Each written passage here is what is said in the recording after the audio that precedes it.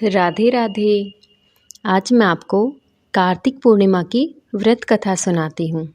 वैसे तो हर महीने में पूर्णिमा तिथि पड़ती है, लेकिन कार्तिक महीने में आने वाली पूर्णिमा का विशेष महत्व माना जाता है। मान्यता है, कार्तिक पूर्णिमा पर भगवान शिव ने त्रिपुर असुरों नामक राक्षसों का वध किया था और वहीं भगवान विष्णु ने इस दिन अपना मत्स्य अवतार लिया था।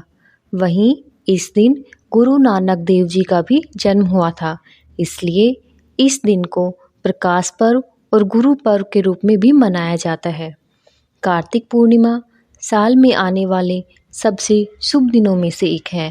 कहते हैं, इस दिन दीपदान और गंगा स्नान करने से व्यक्ति के सारे पाप नष्ट हो जाते हैं। साथ ही इस दिन 6 कृतिकाओं का भी पूजन होता है। अब कार्तिक पूर्णिमा की व्रत कथा सुनिए। तारकासुर नाम का एक राक्षस था, जिसके 3 पुत्र थे, तारकाक्ष, कमलाक्ष और विदुनमाली। जब भगवान शिव के पुत्र कार्तिकेय जी ने तारकासुर का वध कर दिया तो उसके तीनों पुत्र बेहद दुखी हुए। उन्होंने अपने पिता की मृत्यु का देवताओं से बदला लेने के लिए ब्रह्मा जी की घोर तपस्या की। ब्रह्मा जी ने उनकी तपस्या से प्रसन्न होकर उन्हें साक्षात दर्शन दिए और वरदान मांगने के लिए कहा। तीनों ने ब्रह्मा जी से अमर होने का वरदान मांगा, लेकिन ब्रह्मा जी ने कहा कि आप इसके अलावा कुछ अलग वरदान मांग लो। इसके बाद तीनों ने 3 नगर का निर्माण करवाने के लिए कहा, जिसमें बैठकर वह तीनों पूरे पृथ्वी और आकाश का भ्रमण कर सकें।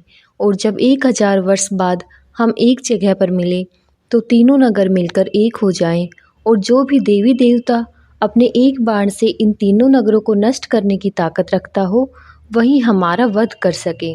ब्रह्मा जी ने तारकासुर के तीनों पुत्रों की ये मनोकामना पूरी कर दी। ब्रह्मा जी ने 3 नगरों का निर्माण करवाया। तारकाक्ष के लिए सोने का, कमलाक्ष के लिए चांदी का और विदुनमाली के लिए लोहे का नगर बनवाया गया। वरदान प्राप्त करने के बाद तीनों ने हर जगह अपना आतंक मचा दिया और स्वर्ग पर भी अपना अधिकार स्थापित करने की कोशिश की, जिससे इंद्रदेव भयभीत हुए और भगवान शिव की शरण में पहुँचे।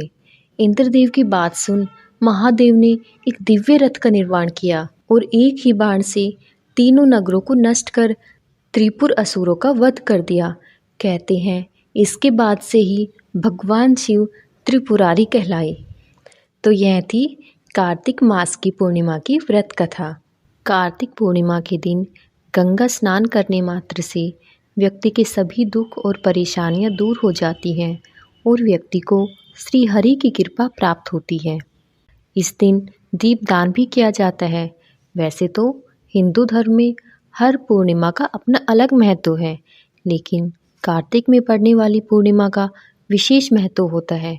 भगवान विष्णु की उपासना के लिए कार्तिक मास को सबसे उत्तम बताया गया है। गंगा को हमारे शास्त्रों में बहुत ही पवित्र और पुण्यकारी कहा गया है।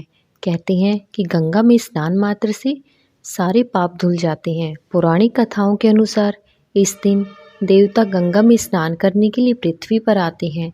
ऐसे में इस दिन गंगा स्नान का विशेष महत्व बताया गया है। मान्यता है कि इस दिन दान करने से बहुत पुण्य मिलता है। वहीं अगर आप गंगा स्नान करने नहीं जा सकते तो नहाने के पानी में गंगा जल मिलाकर स्नान करें। इससे गंगा स्नान के समान फल मिलेगा। ज्योतिष शास्त्र के अनुसार गंगा स्नान के बाद दीपदान करना शुभ माना जाता है। इस दिन प्रदोष काल में दीपदान करने से भगवान विष्णु सहित देवी लक्ष्मी भी प्रसन्न होती है और भक्तों पर विशेष कृपा प्रदान करती है।